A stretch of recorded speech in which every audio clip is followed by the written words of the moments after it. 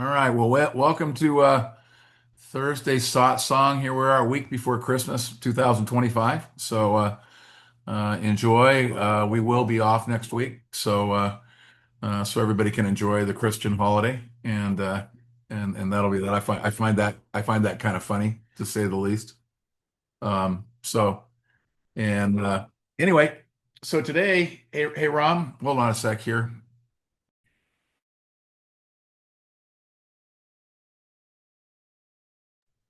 All right. My dogs decided that now was the time to speak. So, all right. Well, today, what I thought I would do is I thought I would accelerate a little bit, which will be fun. And so I picked out the chapter 14, appearances and reality, and I am that. And then we'll follow it up with one of my favorite phrases that Nisargadatta used to use, which is a child of a barren woman. And that's kind of fun. But um, in this particular one, the whole point of it is to begin to disconnect us from causality. Um, so so before I start, you may ask, well, why is that, or why would, and how important is that? Because you're going to see that the average bear, this is probably one of the biggest difficulties in all of the non-dual uh, world is dealing with the issue of causality. So if you think about causality for a minute, think about who causality applies to in the normal way of proceeding or thinking your way through life. It applies to the I, right? So one of the reasons that dealing with causality and talking about causality is to begin to have uh, an actual experience where that I is not always triangulated into whatever is happening based on what happened before and what's likely to happen after. Because that's how the mind operates. It operates within causality, but almost always in reference to I. I'm not saying that there are times, on a newscast or whatever, where causality isn't applied to other I's, right? But in most folks' minds, as the mind works, I'm sure everybody agrees with me that 90% or more of all the cogitation is I-centered. That's the nature of the mind. So you're going to see that in this one, it's actually quite a lot of fun because there's a lot of resistance, and you'll see that the questioner really is not really all that excited about. He wants to know about causelessness, but he really doesn't. So you got both of those going on. So he starts out by saying, he says, repeatedly, you have been saying that events are causeless. He says, a thing just happens and no cause can be assigned to it. Surely everything has a cause or several causes. How am I to understand the causelessness of things? Now, we could be through this entire chapter here in the next three sentences if the questioner actually wanted to stop and go, okay, I think we got this going. Maharaj says, from the highest point of view, the world has no cause. Okay, great. That's pretty direct. He says, but what is your own experience? And of course, you're going to know what he's going to say. He says, everything is uncaused. The world has no cause. Now, it's interesting. Notice the strategy of the questioner because it's pretty clear everything is uncaused.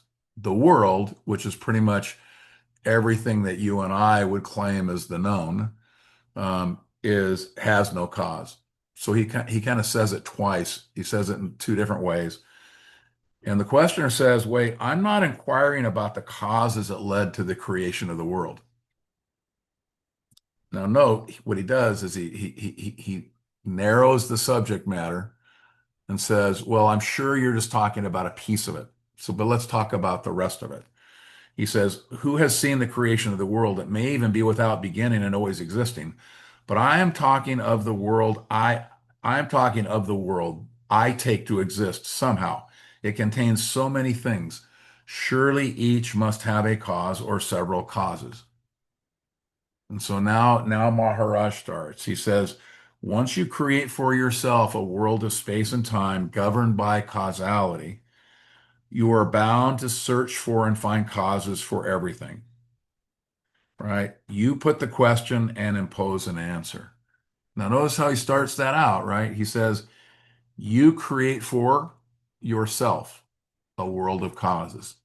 So in the beginning, that's the first thing I said is note why causality is a principal feature of how we operate in the world is a principal feature because the you that you take yourself to be and then just the normal discourse of things is the feature of this causative world.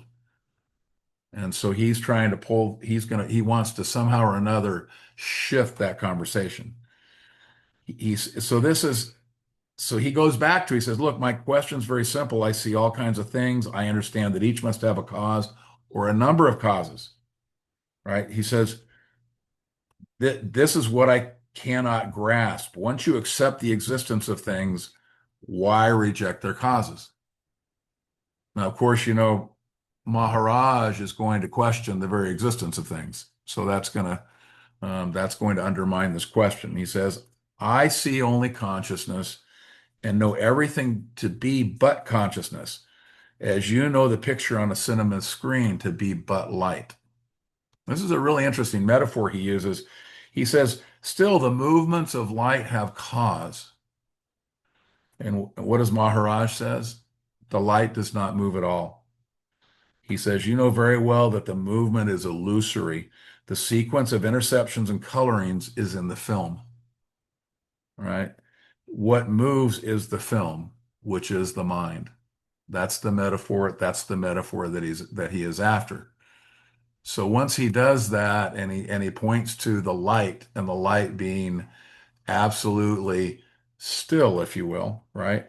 Um, then he can go on to say that the existence that is painted on the screen of consciousness has no existence in and of itself. That's where he's headed, right?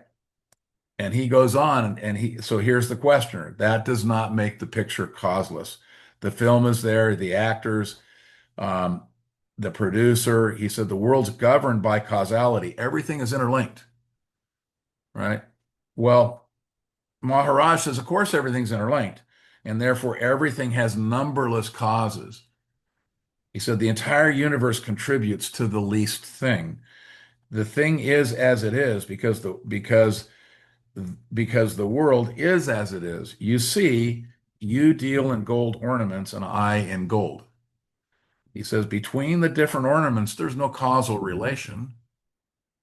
He says when you melt down, uh, he says when you melt down an ornament to make another, there's no causal relation between the two ornaments, even though they're both made of gold, right? The common factor is the gold. But you cannot say gold is the cause, right? He says it is reflected in the mind as I am. Now notice, I just want you to note something as you go along here because we play with this term I am as the ornament's particular name and shape. So just remember, don't get fluttered.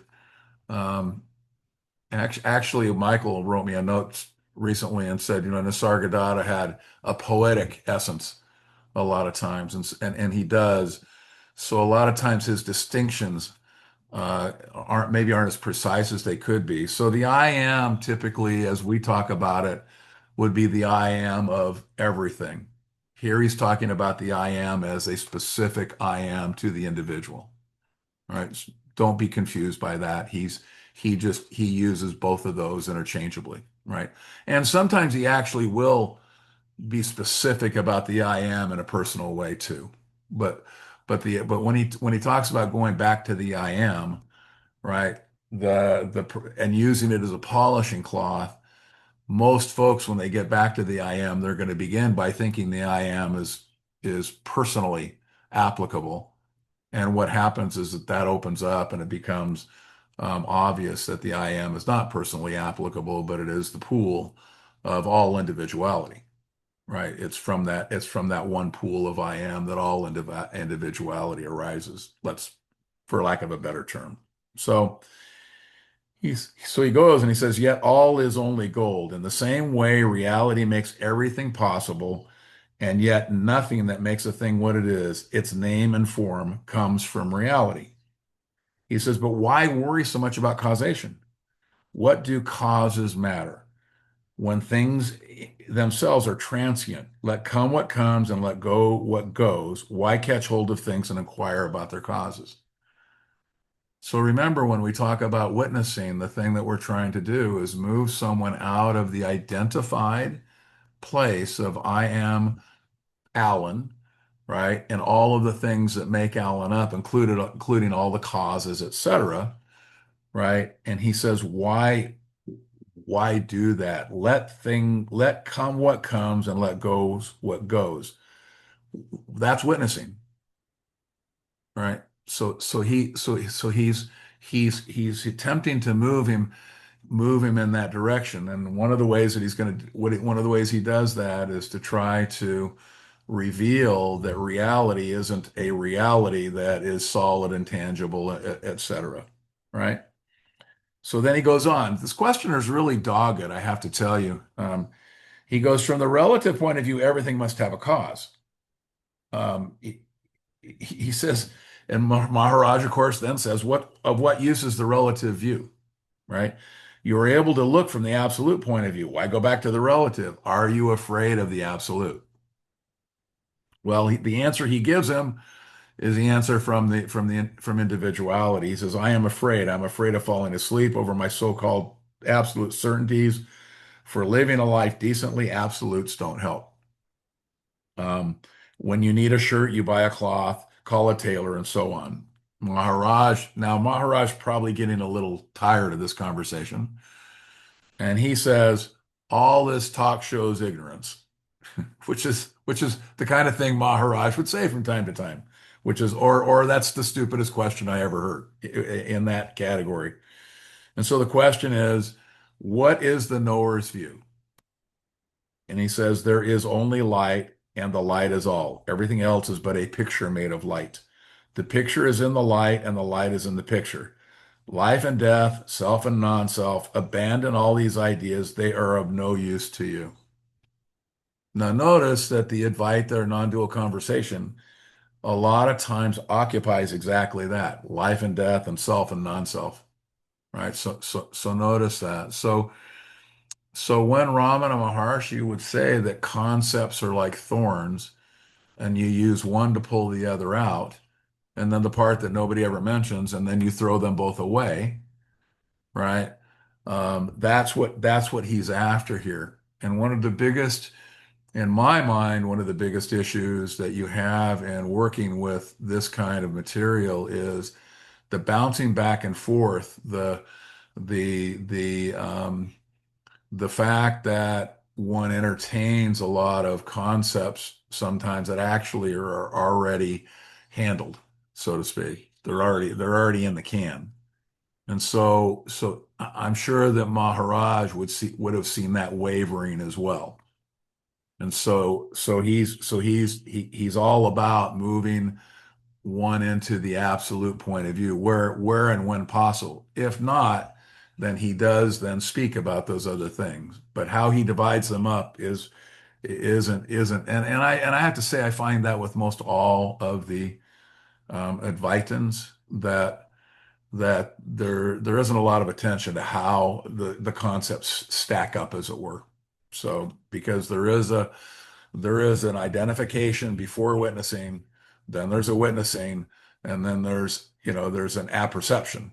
So it's kind of I explained it in three steps. You can actually expand it if you'd like, but but the, but recognizing the movement is not a strength of all of this. And so he's pointing that out, and I'm trying to just emphasize that. Keep track of the movement. Just notice if you find yourself back wrestling with things that have already dissolved, right? Revisit the dissolution, How is it that it dissolved and let that work? Because getting frustrated over a question that's already gone through a dissolution process, because a lot of times, as you know, wisdom's an interesting thing, um, because you hear people say the same thing over and over and over again, right?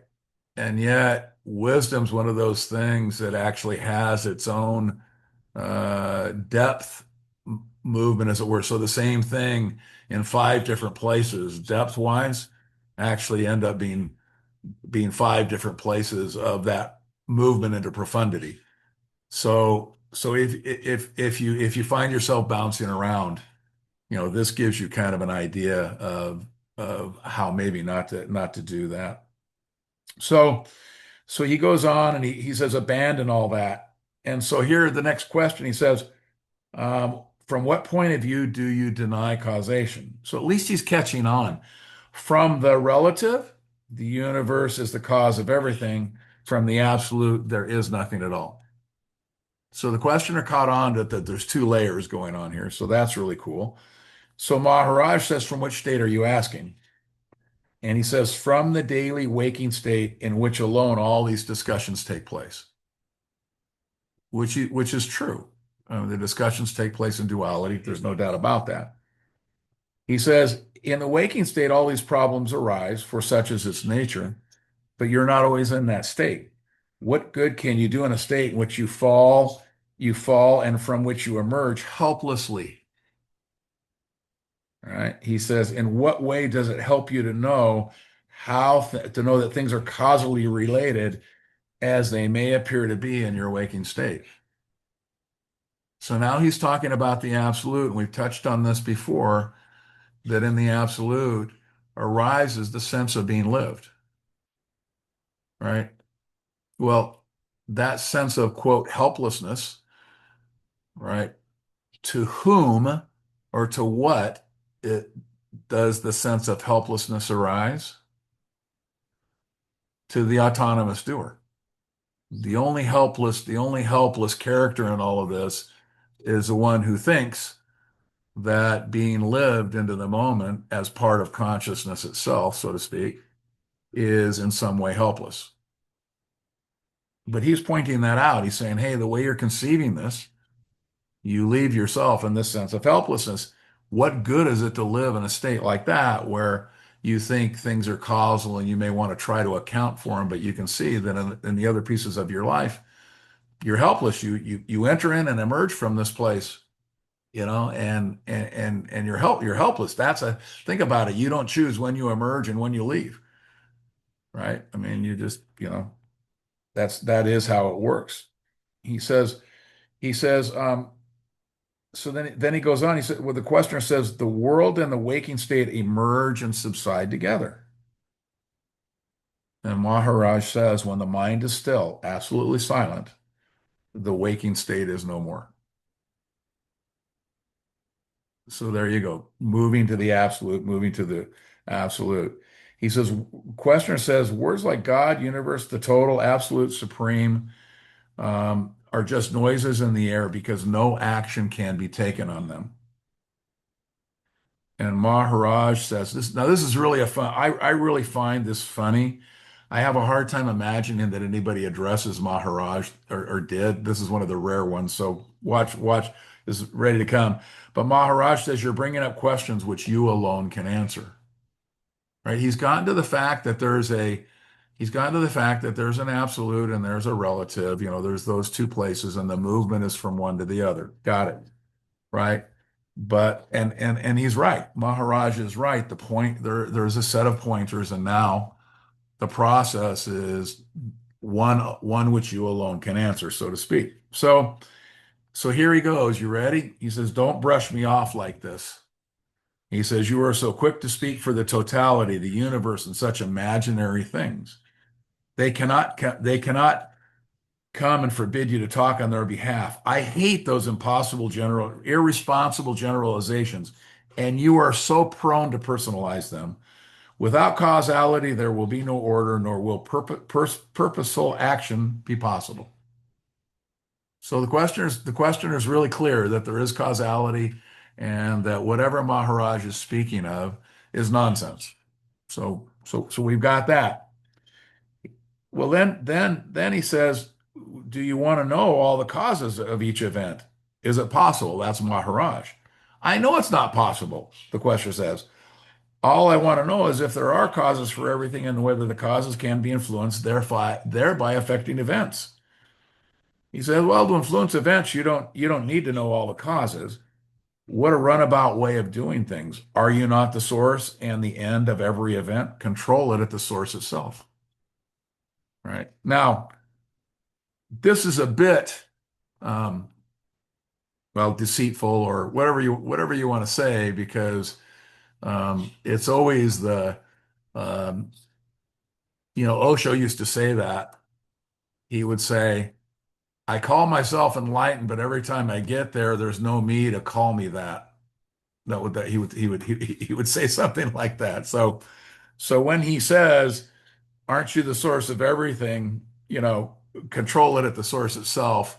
Once at the source, there's no control feature, right? There's simply the arising of consciousness itself, right? So this fellow goes on um, and he continues. I'm gonna go on. I did see there's a little statement in here. It says, "Don't brush me off saying that this is Buddhism." Occasionally, somebody will tell me, "Don't give me the Buddhist answer. I already know what that one is." So, so I always find that hilarious when somebody mentions that particular one. But so that so so Alan, so that go just one ahead. second. So it seems like Nisargadatta is not denying that we affect events. Well, he isn't, but the discovery of or the revelation of awakening is that one is entirely lived into each moment.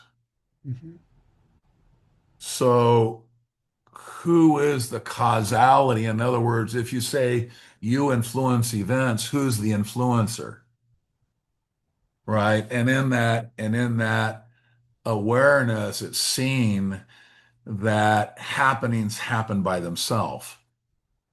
So you can say, yes, I am the source, right? But we're so used to thinking of causality like we affect events. That's a causal kind of a thing in and of itself. Mhm. And the reality is the liberation of awakening is the sense that being and arising is all there is. That's all there is, right? When you talk about being in the here and now, right? Don't think there's no past, there's no future, there's just the here and now. There's simply the arising without reference to either of those things, right? So the answer to your question is yes. And that's why I was after talking about Osho, who said, I say I'm enlightened, but when I get there, there's no me to be enlightened. It was along that lines that he would say that. And what he was trying to point out was that the statement itself, I am enlightened, really doesn't live in the world of awakening, right? So some influencer controlling events doesn't really live in the world of awakening, right? Because awakening simply operates itself, so to speak. I guess that's the best way I could say it, because the experience of awakening is simply the being lived into every moment, right? And that's also the sense of freedom, right? Because what happens is when you take on the ego and you believe that you're the autonomous doer and that you operate within all of these causal events, think about what one takes on in the psyche, the weight of what has to happen there, for which the human body mind really is in no way qualified to do. The human body mind is designed to simply arise uh, seamlessly with existence. So the weight of all of that doing, right, when the revelation of this selfless arising, this being lived, that experience, as it were, the experience with no experiencer, let's say, But that experience, there's this incredible sense of freedom because the absolute perfection of the body mind within the events that are arising, that's happening. And that, when contrasted against how you've lived your ego for a lifetime, creates this sense of incredible lifting of all the weight of the entire world. And it is like the entire weight of because the entire world we've created no longer is relevant. One doesn't even need to think about that world. One simply needs to, be lived into the next moment. Yeah, so I guess I can say that I might have a, uh, some moments of that kind of selfless Yeah, arising, but it's not a constant state. So it's sounding like someone like Nisargadatta, it's a constant state. correct. All right. So that's awakening, and that's the difference between, well, what Ramesh called free samples. A lot of people would call it samadhi or I mean, all of the different terms. It was really interesting to me. um, I one of the companies I worked for was North Face, and so North Face pays these climbers to climb to the top of these peaks, right? And then they film it and they use them, and they're personalities that are now part of the North Face brand, and they use that for all of their PR. And and so I was listening to one of the women who is a world-renowned climber, and she recounts how many hours and mountains and faces of mountains that she climbs in a year. It was an amazing thing, right? And and then she says, and for about 5 minutes every year, I sit on the crest of that mountain that I've arrived at. And the sense is that I and the climbing and the mountain are all exactly the same thing, Yeah, right, right? right. So you find that free sample or that meditative, I was using the terminologies of meditation, Hmm. right? So for me, people label Advaita non-duality as a intellectual, it's the world of the yana, which is to use the intellect to dissolve the intellect, which is true. But to me, meditation was always a deeply rooted experiencing. Hmm. Right. And so everything that has happened in the Advaitic path ends up bound to this incredible experiencing. And then when the Sargadatta would use the term earnestness, that's the earnestness Hmm. that I'm talking about. I was writing to Gian the other day, and he made a point that in the traditions in the way that they're lived today, that the essence of devotion is dissolving, right? The old style of devotion that we saw 50 years ago and in the old descriptions, you don't see that as much. I think that's clearly true.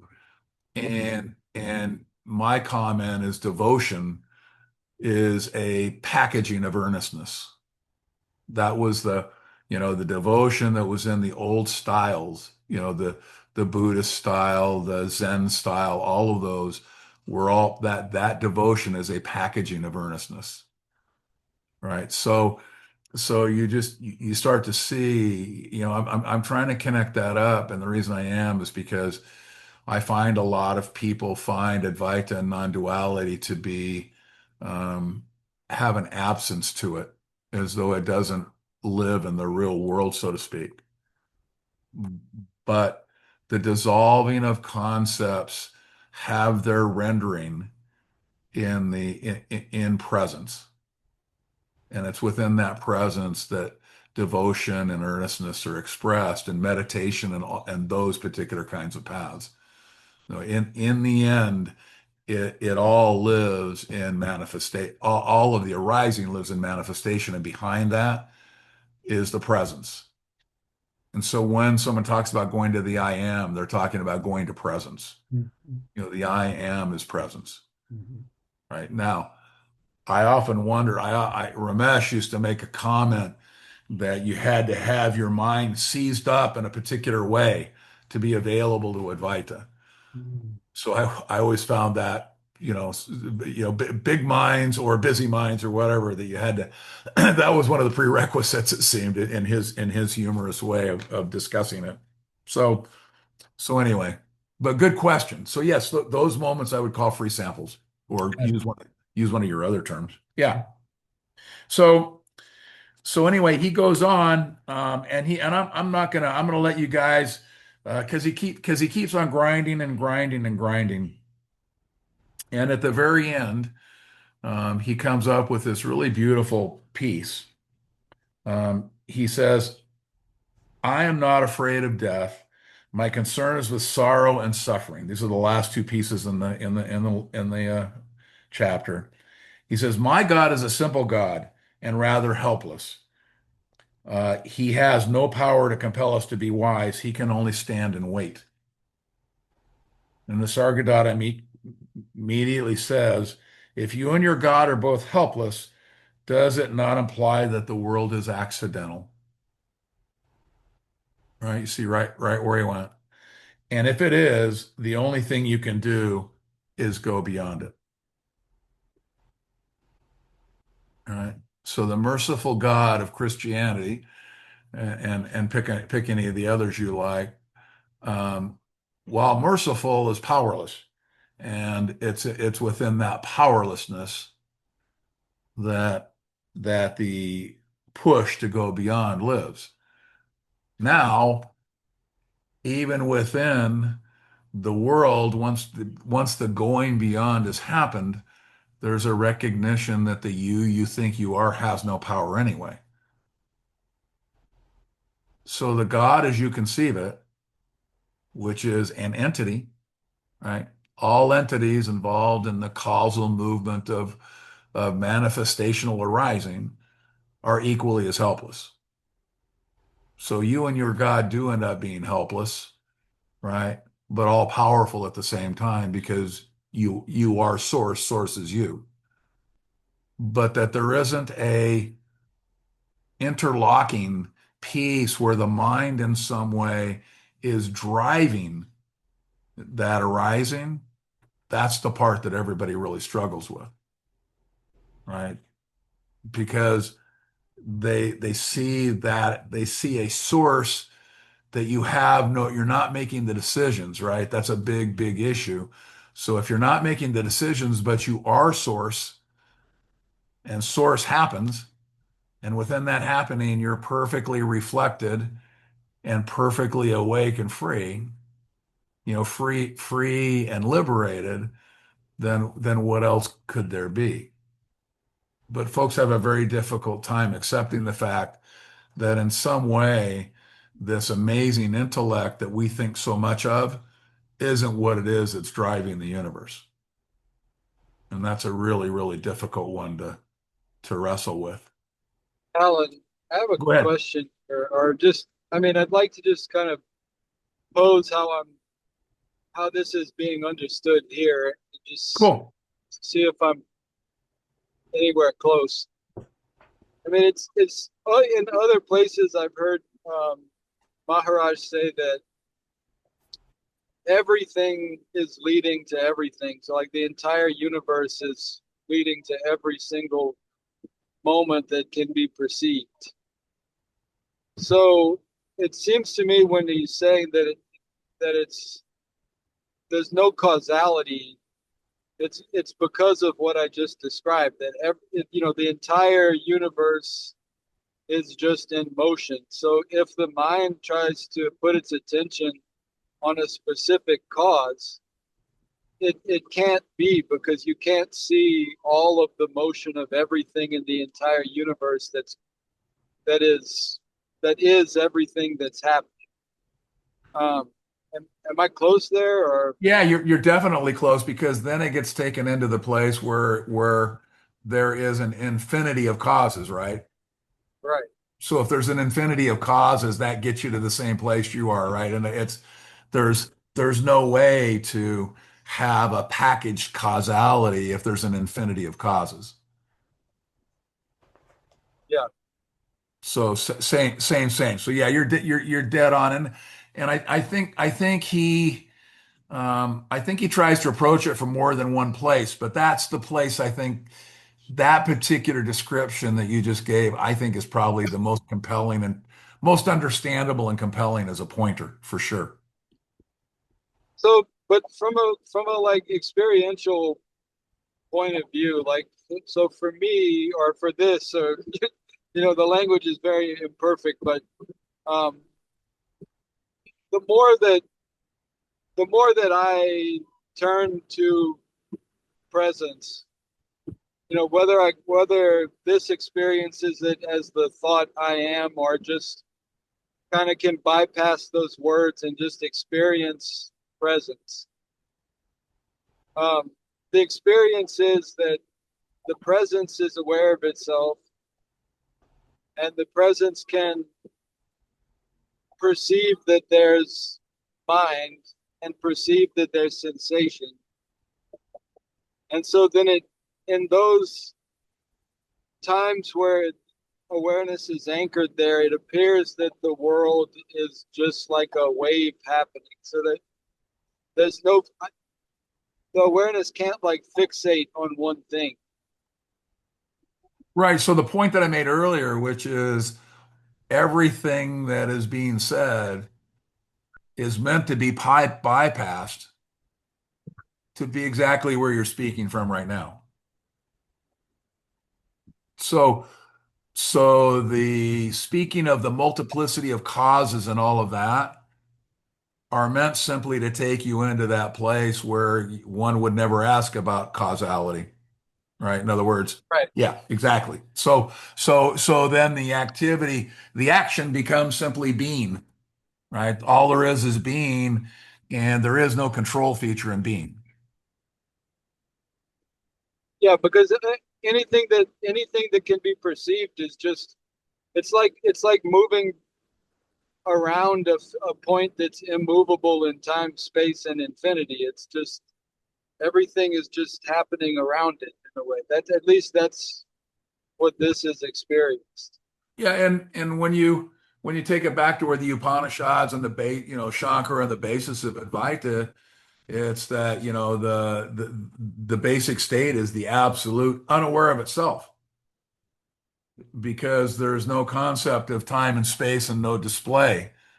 So so that's simply the absolute unaware of itself. And then there's that famous piece where the spider spins its web, which is manifestation, and takes it back again. So there's the manifestation itself, there's an arising, and then there is a unarising, if you will.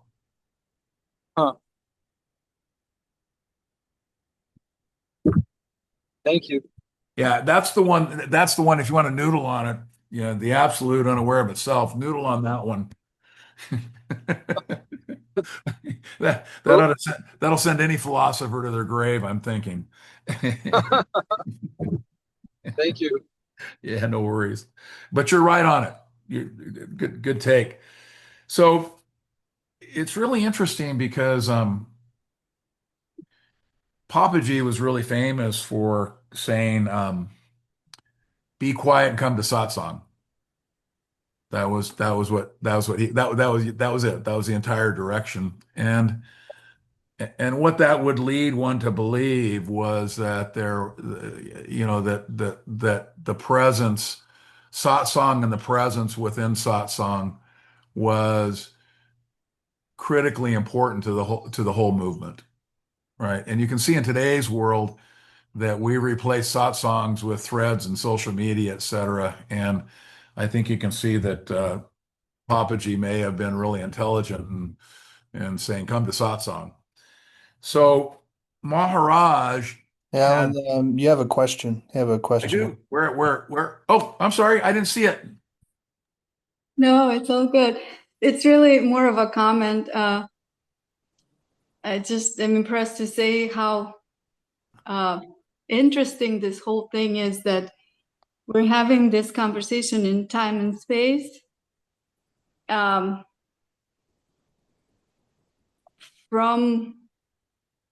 this limited I am. So within form, something is informing all of this. I'm not trying to contradict anything that was said. Everything was beautifully received. It's just, to me, it's so wonderful, the paradox of the dream itself being informed. I guess one poetic way of putting it is God enters the dream and sees that she's dreaming, but I don't know. I think Well, it's quite amazing. well, you're onto a really important point, because I think one of the wrestling matches that, everyone always has is, because you're trying from a dualistic standpoint, the only way we can see spiritual movement is from one thing to the other. So, that's the dual sense of things. So what we do is we start to say, well, what you think you are isn't what you are, right?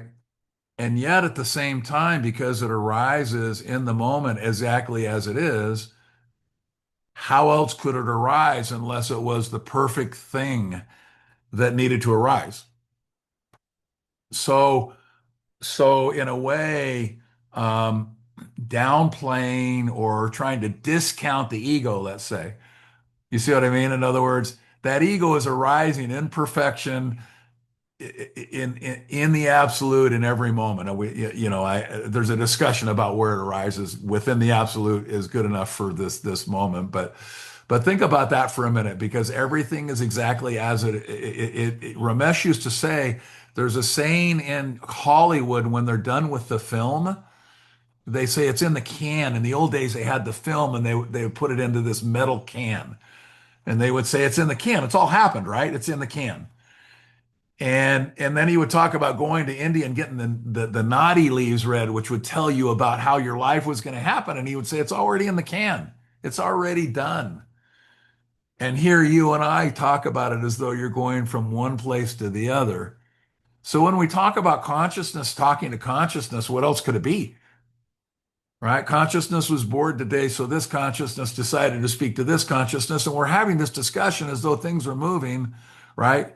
And I guess to the naked eye they are, but the reality is everything is absolutely perfect in every moment, right? Which is where you were after, and that's the paradox, right? That the non-dual, the non-duality and the non-duality within duality is always gonna just wreck itself, and that's just part and parcel of the dance, which is what you're pointing out. Beautiful, beautiful observation. Thank you. Uh, so anyway, going back to Papaji, I mentioned that. So Maharaj, he would use this term, and I used to love it. It's called the child of a barren woman. Um, and so Ramesh starts out and he says, Maharaj is extremely alert to ensure, in response to his invitation to ask a questions, the visitors do not start a discussion amongst themselves and thus get entangled into the intricate web of their respective concepts to the exclusion of the subject which he has been expounding. Right? When there are signs of this happening, he is so very amused, and he is wont to remark, "Ah, now we are discussing the details of the wedding ceremony of the child of a barren woman." And that's one of. Now, he goes on, he says he uses the simile of a child of a barren woman fairly frequently. And I would say even in Ramesh's satsangs, we'd hear that at least once a satsang. That comment would make its way in, somewhere in there. Um, he said one morning a visitor who had perhaps heard it for the first time was quite intrigued and requested him to illustrate it by example. He said, for a while, Maharaj remained silent with his eyes closed without the least movement, his breathing as shallow as it could be, and we thought he would go into samadhi. But then he started talking in a low voice. He says, look, understand what time is. Unless you know the nature of time, you will not understand the nature of phenomena. He says, what happens is that one takes time for granted and then proceeds to build all kinds of concepts. If you're going to build, should you not first see what your foundation is like? So he goes after time. Time and space go together. Why are you able to cognize things? Well, because you see them. When you have been able to see things, would you be able to see things if they had no form? You see things because they have form, volume, because they're extended into space. Let us go one step further. If things are seen in space for a split second only, would you be able to perceive them? You wouldn't. He says, you perceive things only because they are extended into space for a certain duration time, and the forms remain long enough for you, therefore, for you to enable you to perceive them. Right? So we've got these concepts called time and space, and those concepts allow for this viewing within duality. So that's what's going on. He says, if there were no concepts of time and space themselves are obviously not object, things would not be perceptible and things would not be things. If there were no space-time, no past, present, and future, how could there have been any phenomenon or any events? Please try to understand that both phenomena and time are merely concepts and have no existence of their own. Whatever things are seen or thought of are merely images conceived in consciousness, the supposed actuality which is real as a dream or a mirage. That's how real that is. Now, do you understand what I mean when I say that all phenomenality is the child of a barren woman? Right? So here is where Maharaj takes on the concept of meaning, right? Because it's only within time and space that things can be defined and described and then meaning ascribed to them, right? So it's that meaning that ends up being ultimately an issue, right? He says this point about space-time is so difficult to grasp that even highly intelligent people are baffled and confounded at its complexity and are unable to comprehend its true significance. At this stage, he addressed a question to the visitors generally. Have the scientists ever gone deeply into the problem of the nature of space and time, or space-time as he calls it, right? There were various comments, but the consensus was that no scientists had really made a deep study of this problem, but that some of the topmost among them, including Einstein, had come to the conclusion that the entire universe is, quote, of the nature of thought, unquote. So Einstein, which I think most people hold as the kind of the premier thinker in this particular space, and they held that the nature of space-time is really incomprehensible since it crosses the borders of the mind and all human knowledge acquired so far. Maharaj laughed and said, "How can the scientists do it with how can the scientists do it with their puny minds? They may conceive unlimited space and unlimited time." He says, but can they conceive the very absence of space and time? You see what he's after? Where does conceiving take place? Conceiving takes place where there's something to conceive. So that's where you get into awareness. Remember, we talked about, absolute awareness, which is on contact, right? Because within duality, there is the arising, right? And then there is a perceiver and the perceived, if you will, right? But those, as he is saying here, have no existence of their own. They are as projected as the arising of consciousness itself. It is impossible because that which conceives in its conception cannot conceive the conceiving. Would it be possible for an eye to see its own seeing? Can the fire burn itself? Can water understand thirst? Right. So that's if you can grasp the significance of what I have said, you will cease looking at things against the fixed background of time You will cease searching truth through the medium of your proud intellect. And indeed, you will realize that the very effort of searching is an obstruction because the instrument with which you will be searching is a divided mind, a conceptual subject seeking a conceptual object, right? When you realize this, here's the point of the whole thing, you will stop searching and let the impersonal consciousness take over. And then when the impersonal consciousness lets you in on the mystery of its own source, you will know that there is no you or me, but only I, the essential subjectivity, that things have no substance, and therefore a phenomenon is the child of a barren woman. And that's it, right? Or he ends it by saying that I am in temporality infinity. So that's how it was translated, right? So here's where I was talking about earlier about the levels, right? Where how the pointers occupy a place. And in the first one, we talked about how he was working with taking somebody out of causality, out of causal thinking, and moving them into the uh, absolute, right? So he did that dissembling, and then he did that again here. The child of a barren woman is his way of moving one from looking at the meaning of what's arising and all of the assembly of parts to recognizing that that entire arising is but the child of a barren woman.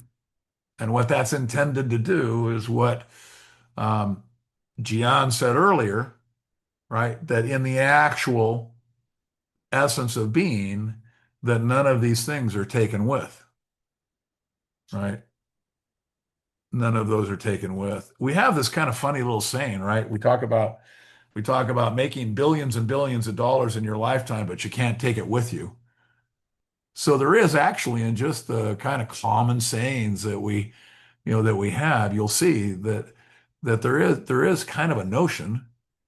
It's not quite as expanded, obviously, as this is, but there's a little bit of truth that kind of seeps into just our everyday sayings to each other. Not unusual, right?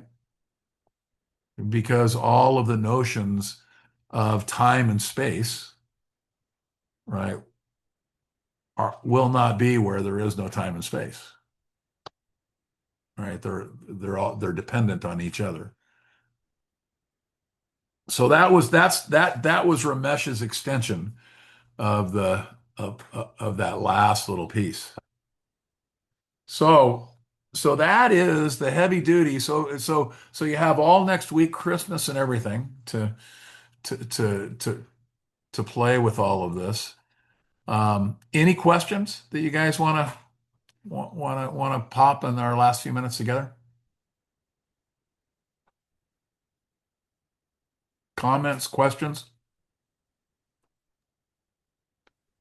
I got a little bit of a comment, Yep. and it's going back to what happened earlier.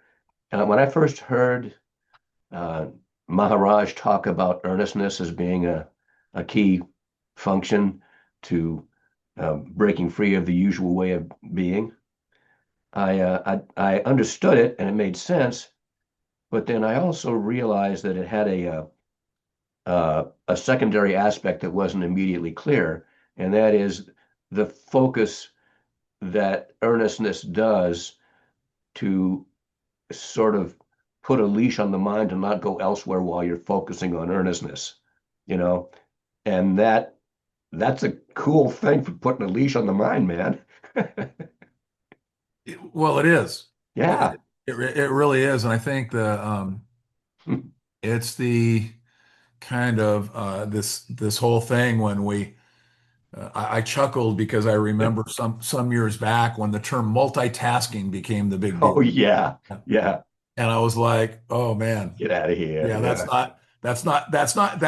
is not, clearly not what Maharaj would be after, or any of the speakers in the Advaita Yeah. process. But it's interesting that we admire that, right? So isn't that kind of interesting that it always seems like there's this thing where within the mind and what's created in the mind is this contribution that would keep, if you will, uh, someone from plumbing the depths, right? Well, Because you're doing exactly what you said. You're kind of going in 52 directions at the same time. like the guy spinning the plates like that Sullivan show. Yes, yeah, You got to keep them exactly. all going, man. Yeah, just like that. So, and it's funny when I look at, that's why I wonder, I mean, this is just an off, but that's why I wonder about, what non-duality will move itself into, because when you look at the world of, in the way that technologically that we're interconnected, Yeah. I mean, I love that. Like, does anybody actually watch a full length anything anymore? You watch a short, Hmm. right? So we've spent our entire lives, like, and I don't know, I find it interesting. I was watching my son, he was on the computer, and I was going, well, how do you figure out what to watch? He said, well, if it's over 8 minutes, you're not going to watch that. And so I was like, and I just find that that is a big essence of the world as it's being constructed, right? So Yeah. so when Gian talked about devotion, right? Well, devotion is usually extended, right, Yeah. over a period of more than 8 minutes. So, so, so the same thing. We're living in a world where that earnest or devotional extension is actually being actively worked against, and that's just Um, the nature. That's the yeah. what you see right now. If somebody's able to straddle those ideas and they see something that catches their attention, knowing they need to know more about that, sometimes the 8 minute teaser or the 5 minute teaser is enough to direct them. But other than that, it's not much use in itself. Well, and then you go back to Irina, what she was saying earlier, which was, and yet it all happens perfectly. So Yeah. the earnestness that's needed will make itself present, right? And all I was pointing to was we may see different versions of what Oh that yeah. is than those that we understand now because of the Yeah. the formation of the world as we're seeing it right now. Because as I said, I don't quite know what to make of it at all times, for sure. Nobody does. Yeah. Because I mean, think about it, even in all aspects of life, it's basically boom, boom, boom, boom, boom, boom, boom, boom. It's very cobbled together, let's say. All right, guys. Glad Well, we did this. it was good. It's good. Thank I had a good you. time. You're welcome. Um, so we will be back a week from next Thursday. A week from we're going to do I think everybody was in favor of a New Year's satsang, so we'll do one. And if everybody shows up, I got nothing to do with New Year's. New Year's is just like any other day. I'd be thrilled to do a little satsang. So everybody's invited as always. And I'll pick out the chapters and I get them over to Michael, and we'll get those posted up. So, all right. Much love, everybody. Thank you for coming.